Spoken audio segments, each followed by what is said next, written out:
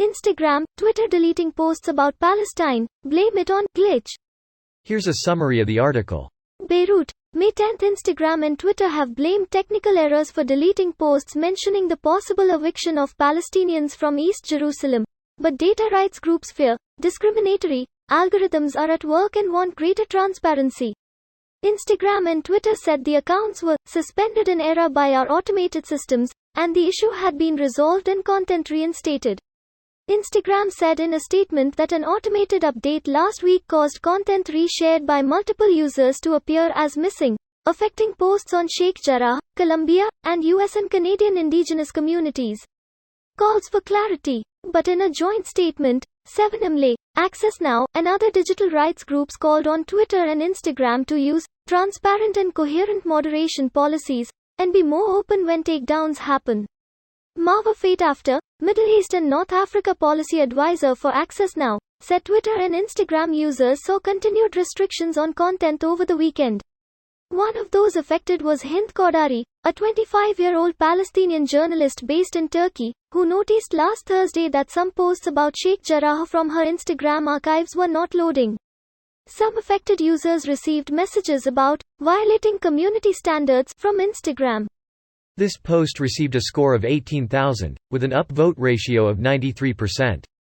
Here are the top comments in response to this article.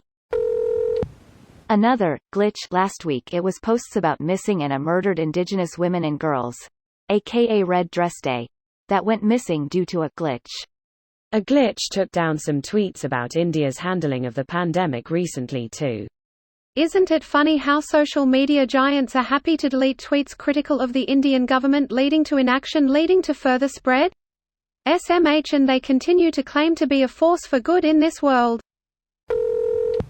Funny how convenient these glitches have become lately. The only time I got a glitch was when I accidentally liked while scrolling a picture of my ex.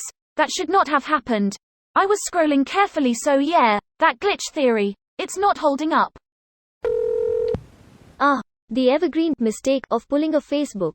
It's interesting how the mistake is always in favor of the powerful and against the weaker group. Whether it be removing tweets deemed unfriendly to Modi, the PM of India, or in this case unkindly to the Hebrew nation. Very odd, suspicious even. At this rate, soon all that is social media will be Gov-approved messaging. When Israel killed thousands of Gazans in 2014, it resulted in a historically large drop in support for Israel's actions among Western liberals. The percentage of Western liberals who said Israel's actions were justified fell by 54%. Israeli PM Benjamin Netanyahu was so rattled that he went on CNN and publicly accused Palestinians of using telegenic children killed by Israeli airstrikes to elicit sympathy. The Israel lobby has since written a number of "what went wrong" papers attributing the drop in support for Israel and increased sympathy for Palestinians to social media coverage of the conflict.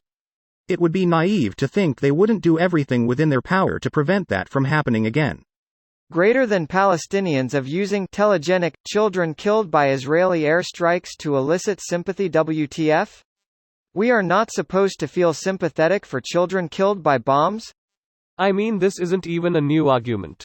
I'm not from the US, and the first time I encountered the Palestinians just let their children die to create propaganda and elicit sympathy was a number of years ago when I first came on Reddit, from an American. These glitches are becoming ever so common as people around the world speak up about injustices on social media. Happened in India recently. They want the world to look perfect or something? They want to hide the truth. It's working.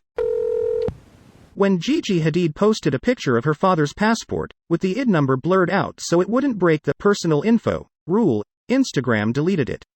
Why did they delete it? The passport listed his birthplace as Palestine.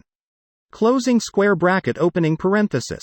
They caught some backlash and apologized, saying it was a mistake. This sort of censorship against Palestinian voices is pervasive on Facebook and affiliated networks.